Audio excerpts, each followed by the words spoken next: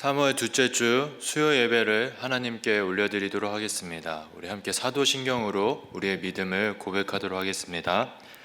전능하사 천지를 만드신 하나님 아버지를 내가 믿사오며 그 외아들 우리 주 예수 그리스도를 믿사오니 이는 성령으로 잉태하사 동정녀 마리아에게 나시고 본디오 빌라도에게 고난을 받으사 십자가에 못 박혀 죽으시고 장사한 지 사흘 만에 죽은 자 가운데서 다시 살아나시며 하늘에 오르사 전능하신 하나님 우편에 앉아 계시다가 저희로서 산 자와 죽은 자를 심판하러 오시리라. 성령을 믿사오며 거룩한 공회와 성도가 서로 교통하는 것과 죄를 사하여 주시는 것과 몸이 다시 사는 것과 영원히 사는 것을 믿사옵나이다. 아멘. 이 시간 우리 찬송가 89장 샤론의 꽃 예수 함께 찬양하도록 하겠습니다.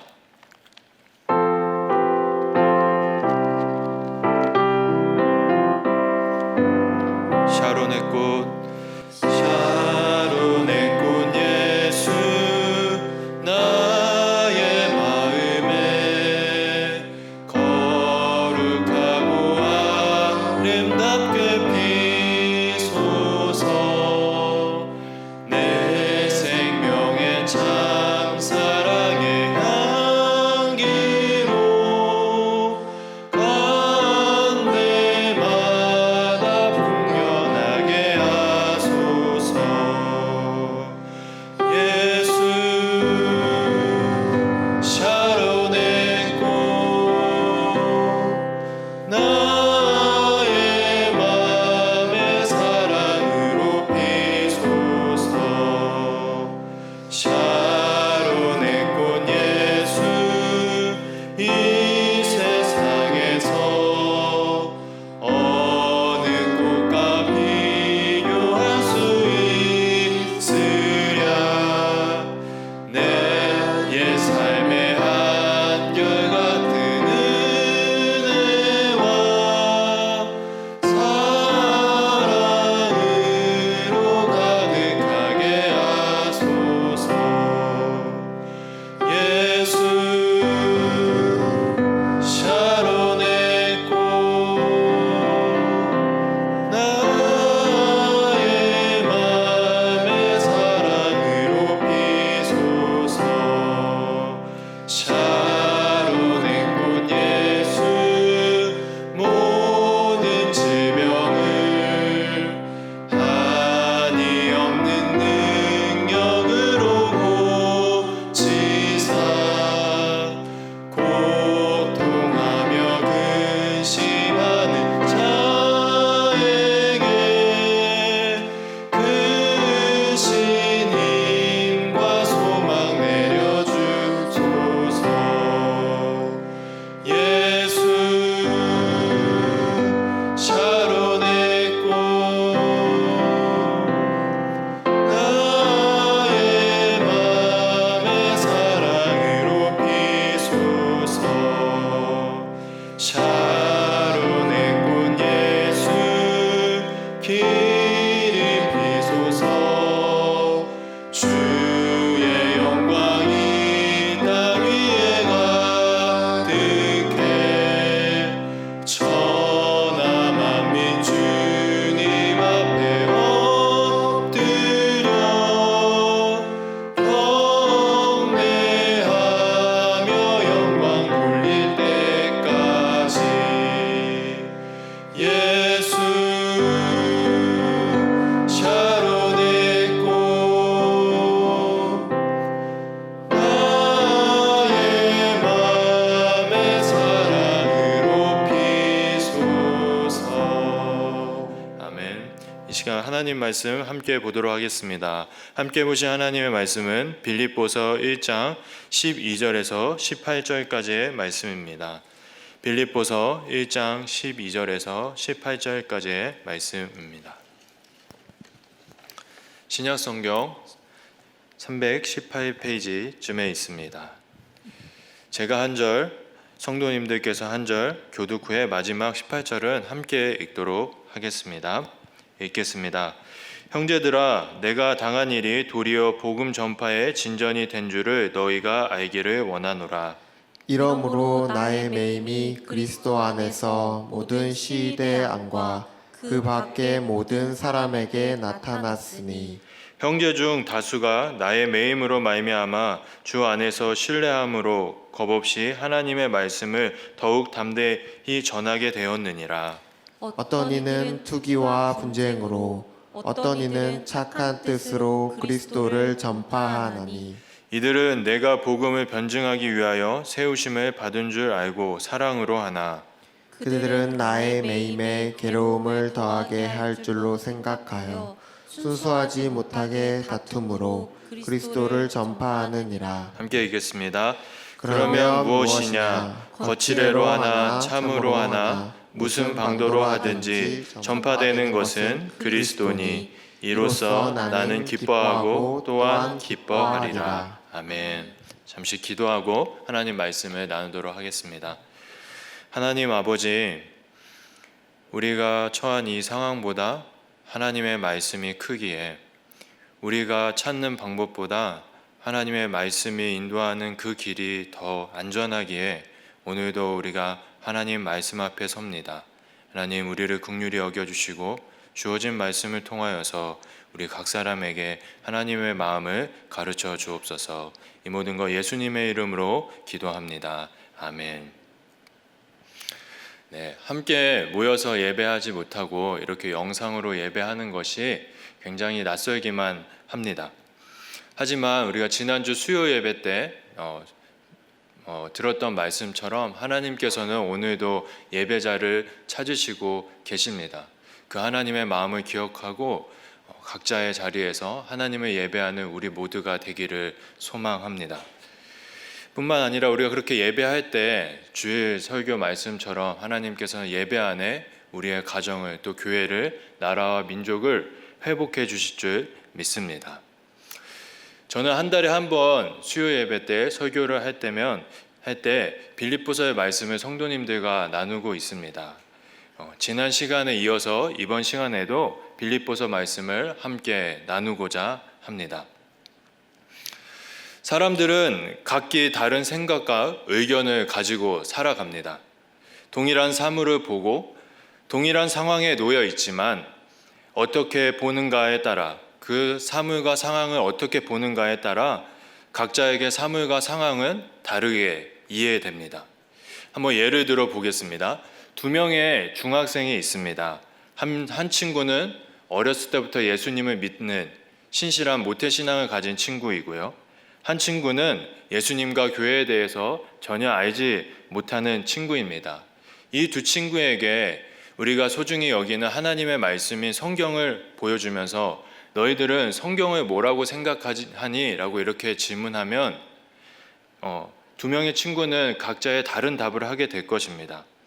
아마 믿음이 있는 친구는 성경은 살아있는 하나님의 말씀입니다 라고 대답할 가능성이 높고, 믿음이 없는 친구는 교회를 다니는 사람들이, 예수님을 믿는 사람들이 읽는 책이라고 대답할 가능성이 높을 것입니다.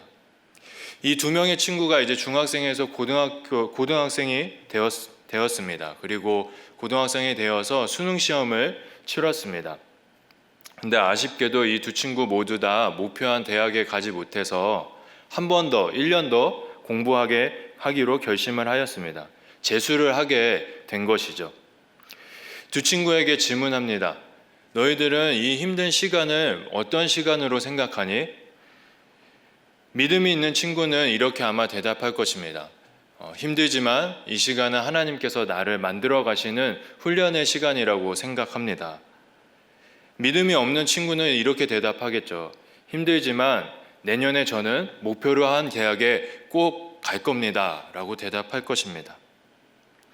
분명히 이 두 친구는 같은 사물을 보고 있고 같은 상황에 놓여 있는데 두 친구의 대답은 전혀 다른 내용의 대답을 하고 있습니다.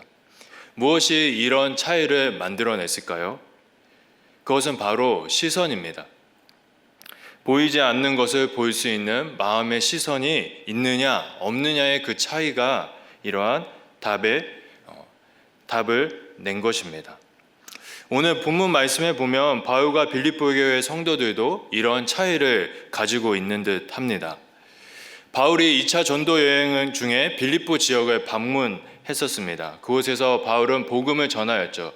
그 사역으로 인해서 빌립보 지역에 빌립보 교회가 설립되었습니다. 빌립보 교회는 12년이라는 긴 시간 동안 복음을 전하는 바울의 사역을 마음과 또 물질로 열심히 도와왔습니다. 근데 어느 날 빌립보 교회에 바울의 소식이 들려오기 시작했습니다. 들려온 바울의 소식은 바울이 복음을 전하다가 로마 감옥에 갇혔다는 것이었습니다.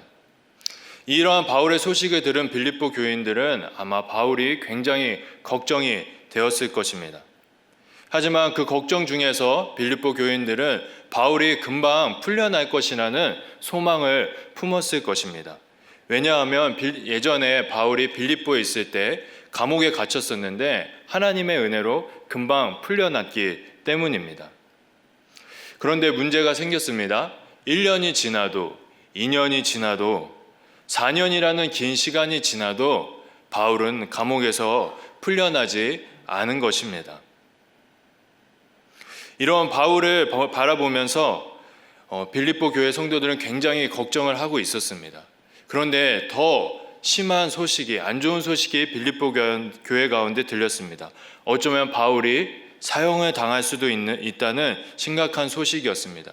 그 소식을 들은 빌립보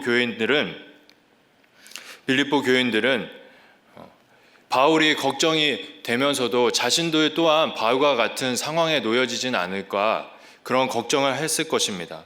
뿐만 아니라 바울이 풀려나지 않고 사형을 당하게 된다면 이렇게 열심히 하고 있는 복음의 사역이 모든 것이 끝나지는 않을까 빌립보 교회 성도들은 패배감에 빠져 있었습니다.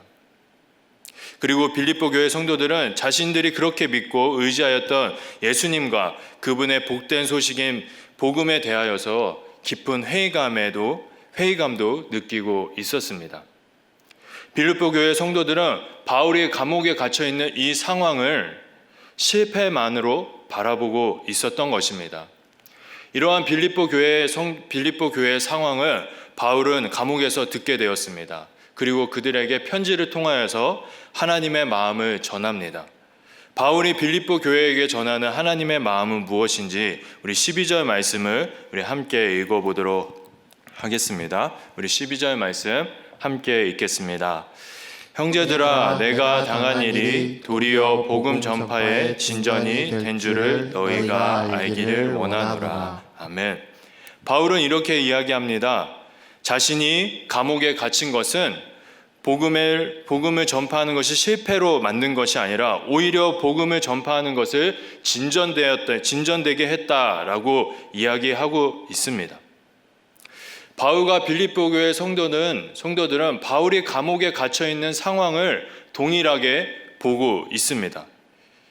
그런데 이 상황에 대해서 바울이 이야기하기로 복음이 더욱 왕성하게 되었다 이야기하는데 빌립보 교회 성도들은 모든 것이 실패했다라고 이야기하고 있습니다. 바울은 보이지 않는 무엇인가를 보았고 빌립보 교회 성도들은 그렇지 못했던 것입니다.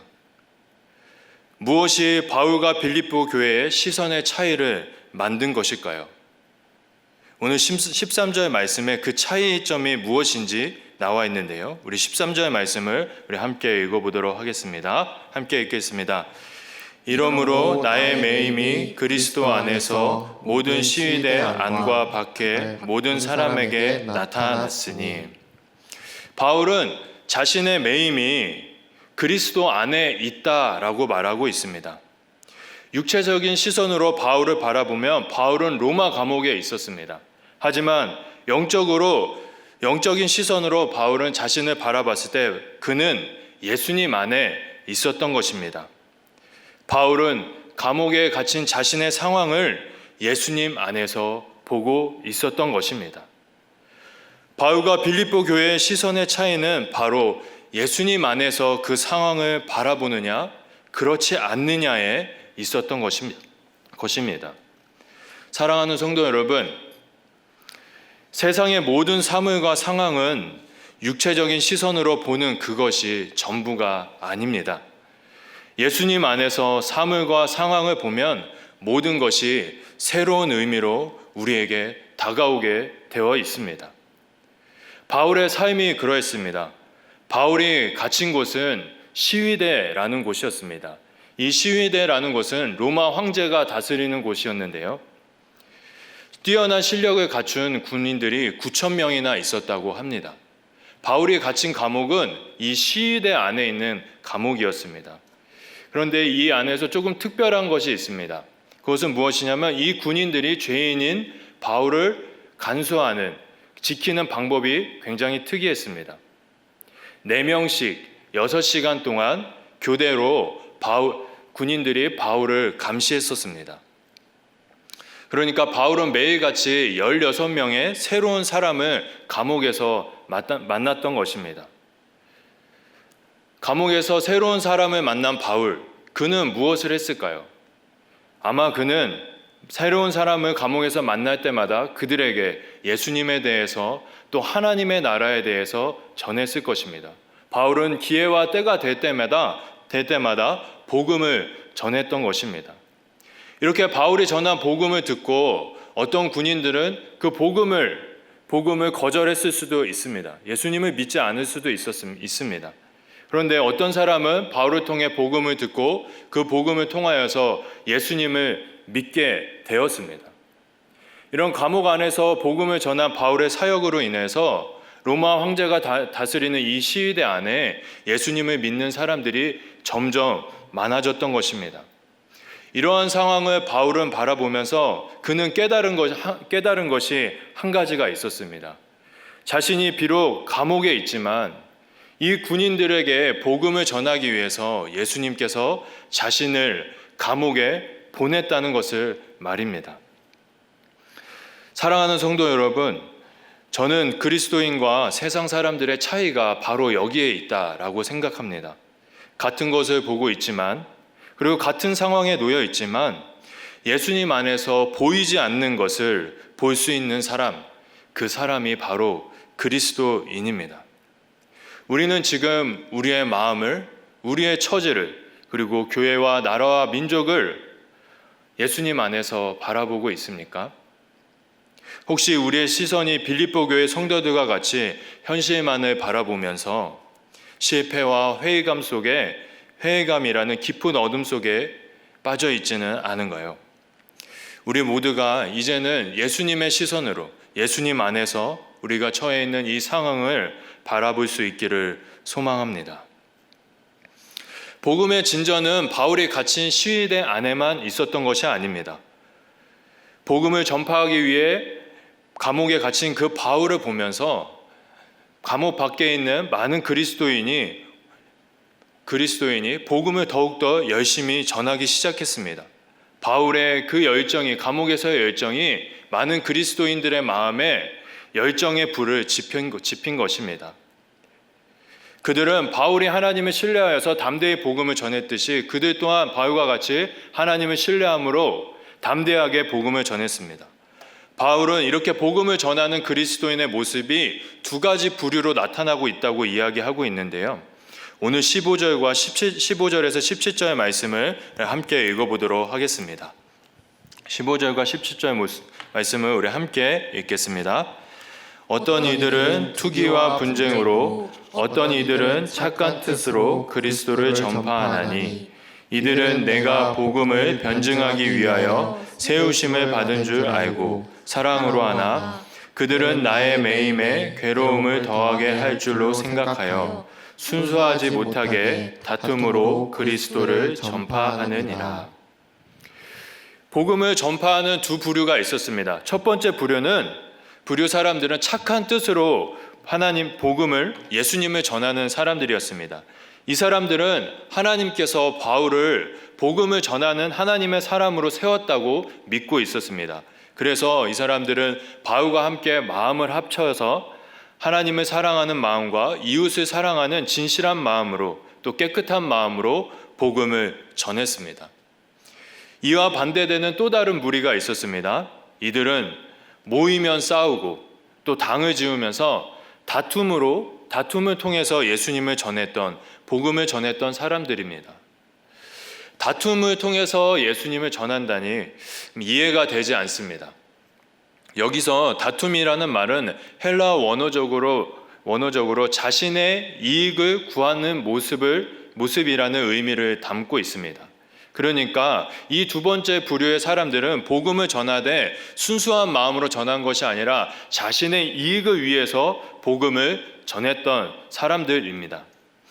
성경을 열심히 연구한 학자들은 이 사람들에 대해서 이렇게 이야기합니다. 이 사람들은 예수님을 믿지만 바울을 하나님의 사람으로 인정하지 않았고, 바울이 감옥에 갇히자 그가 하나님 앞에서 문제 있는 사람인 것을 밝히기 위해서 열심히 복음을 전했던 사람이라고 말합니다. 순수하게 복음을 전했던 사람들, 그리고 자신의 이익을 위해서 복음을 전했던 사람들, 이 두 부류의 사람이 지금 한 교회 안에 있습니다. 이 한 교회 안에 두 부류의 사람이 있다는 것을, 이 장면을 묵상하면서 저는 교회란 무엇인가 라는 생각을 할 수밖에 없었습니다. 우리가 교회라고 하면 하나님을 사랑하고 이웃을 사랑하는 진실하고 깨끗한 마음을 가진 사람들이 모여 있는 곳을 교회라고 생각을 합니다. 자신의 이익을 구하는 순수하지 못한 마음을 가지고 있는 사람들은 이 교회와 어울리지 않는 모습을 갖고 있습니다. 그런데 교회의 역사를 이렇게 쭉 살펴보면 교회에는 한 번도 순수한 사람들이, 깨끗한 사람들만이 모여 있은 적이 한 번도 없습니다. 항상 교회 안에는 하나님과 이웃을 사랑하기보다 자신의 이익을 구했던 순수하지 못한 사람들이 항상 있어 왔습니다. 저는 이러한 교회 모습이 교회의 진짜 모습이라고 생각합니다. 교회는 결코 완전한 곳이 아닙니다. 교회는 완전한 곳을 향하여 나아가는 불완전한 곳입니다. 삼일교회를 담임하고 계신 송태근 목사님께서 교회에 대해서 이런 말씀을 하셨습니다. 제가 한번 책의 내용을 읽어보도록 하겠습니다. 큰 교회든 작은 교회든 이 땅의 교회들은 모두 문제들을 가지고 있습니다. 교회에는 성향이 다른 다양한 사람들이 모여 있습니다. 여러 성향의 사람들이 어우러져 한 몸을 이루었기 때문에 불완전할 수밖에 없습니다. 성도 여러분, 교회는 완전한 곳이 아니라 불완전한 곳입니다. 우리가 교회 안에서 사람들을 만날 때 여러 가지 감정들을 느끼게 되는데요. 사람의 마음은 냇가의 물과 같아서 우리 마음에 비춰지기 마련입니다. 가끔 교회에서 다른 성도의 마음이 내 마음에 비춰질 때 그의 마음이 순수하지 못하고 자신의 이익만을 구하는 것 같이 느껴질 때가 있습니다. 그럴 때 우리가 너무 실망하거나 또 낙심하지 않길 바랍니다. 또 그것에 대해서 너무 노하거나 화를 품지 않길 바랍니다. 왜냐하면 그 모습이 교회의 진짜 모습이기 때문입니다. 그렇다면 이렇게 불완전한 교회, 이 교회를 우리는 어떤 시선으로 바라봐야만 할까요? 그 시선의 답이 오늘 바울의 고백에 담겨 있습니다. 오늘 마지막 18절 말씀을 우리 한번 읽어보도록 하겠습니다. 18절 말씀 함께 읽겠습니다. 그러면 무엇이냐? 거칠애로 하나 참으로 하나 무슨 방도로 하든지 전파되는 것은 그리스도니 이로써 나는 기뻐하고 또한 기뻐하리라. 아멘. 바울은 예수님만 전해진다면 자신은 그것으로 인하여서 기뻐하고 또 기뻐할 수 있다라고 말하고 있습니다. 바울은 지금 어떤 상황, 어떻게 되든 상관없이 예수님만 전해진다면, 그러한 결과만 얻을 수 있다면이라는 그런 무책임한 태도로 이런 고백을 하고 있는 것일까요? 그렇지 않습니다. 바울은 자신의 이익을 위해 복음을 전하는 모습이 하나님 앞에서 잘못됐다는 것을 누구보다도 잘 알고 있었습니다. 그랬던 그가 왜 그들의 잘못을 지적하지 않고 이렇게 예수님만으로 만족할 수 있었을까요? 그것은 그가 하나님의 시선으로 그들을 또 교회를 바라보고 있었기 때문입니다. 바울은 자신의 이익을 구하는 이 사람들을 판단할 분은 자신이 아니라 하나님이라는 것을 알고 있었습니다. 그리고 예수님께서 오시는 그날, 그리스도의 날이 되면 모든 것이 하나님 앞에서 다 드러나게 될 것이라는 것을 알고 있었습니다. 그렇기에 바울은 실망스럽고 화가 나는 상황이지만 그 상황을 하나님의 시선으로 바라봄으로 인하여서 예수님께서 주시는 기쁨을 누릴 수 있었던 것입니다. 오늘 주어진 빌립보서 1장 12절에서 18절의 말씀을 우리가 하나씩 살펴보았습니다. 주어진 말씀 속에서 바울은 빌립보 교회에게 자신이 감옥에 갇혀 있지만 복음이 전파되는 하나님의 사역은 여전히 풍성하게 이루어지고 있다라고 이야기하고 있습니다. 또한 교회 안에 반대하는 무리들이 있지만 그들의 연약함이 있지만 그들을 통해서도 예수님이 전해지고 있기 때문에 그로 인해서 함께 기뻐하자고 바울은 교회에게 이야기하고 있습니다. 그런데요, 이러한 바울의 메시지는 중요한 것을 포장하고 있는 포장지와 같습니다. 바울은 이러한 메시지를 통해서 말하고 싶은 중요한 것이 다른 하나가 있습니다. 바울이 정말 빌립보 교회에게 이야기하고 싶은 그것은 주어진 상황을 예수님 안에서 바라보고 또 연약하고 불완전한 교회를 하나님의 시선으로 바라보자는 것에 있습니다. 이는 오늘을 살아가고 있는 우리를 향한 하나님의 마음이라고 저는 믿습니다. 나라와 민족이 전염병으로 너무나 어려운 상황에 있고 이로 인해 교회가 영상 예배를 드려야 하는 낯선 상황에 놓여져 있습니다. 이렇게 낯설고 어려운 이 상황을 우리가 예수님 안에서 또 하나님의 시선으로 바라볼 수 있기를 소망합니다. 그렇게 우리가 예수님의 안에서 이 상황을 바라보고 하나님의 시선으로 교회를 바라봤을 때 우리는 세상이 알 수 없고 세상이 줄 수 없는 또 다른 의미를 발견하게 될 것입니다. 우리 함께 기도하도록 하겠습니다. 하나님 아버지, 우리의 눈이 하나님 앞에 온전해지기를 간절히 기도합니다. 우리의 육체적 시선으로 보는 것에서 우리의 시선이 그치지 않을 수 있도록 우리에게 믿음을 더하여 주시옵소서. 우리가 처한 이 상황을, 우리가 겪고 있는 이 일들을 하나님 항상 예수님 안에서 바라볼 수 있기를 소망합니다. 또한 하나님의 시선으로 바라볼 수 있기를 소망합니다. 성령 하나님, 우리의 닫혀진 눈을 열어주시고 그 여심 가운데 하나님 예수님 안에서 하나님의 시선으로 하나님 새로운 의미를 발견할 수 있는 우리 모든 성도님 될 수 있도록 은혜를 더하여 주시옵소서. 이 모든 것 예수님의 이름으로 기도합니다. 아멘. 주기도문으로 예배를 마치도록 하겠습니다. 하늘에 계신 우리 아버지여, 이름이 거룩히 여김을 받으시오며 나라가 임하시오며 뜻이 하늘에서 이루어진 것 같이 땅에서도 이루어지이다. 오늘 우리에게 영원한 양식을 주시옵고 우리가 우리에게 죄 지은 자를 사하여 준 것 같이 우리 죄를 사하여 주시옵고 우리를 시험에 들게 하지 마시옵고 다만 악에서 구하시옵소서. 나라와 권세와 영광이 아버지께 영원히 있사옵나이다. 아멘.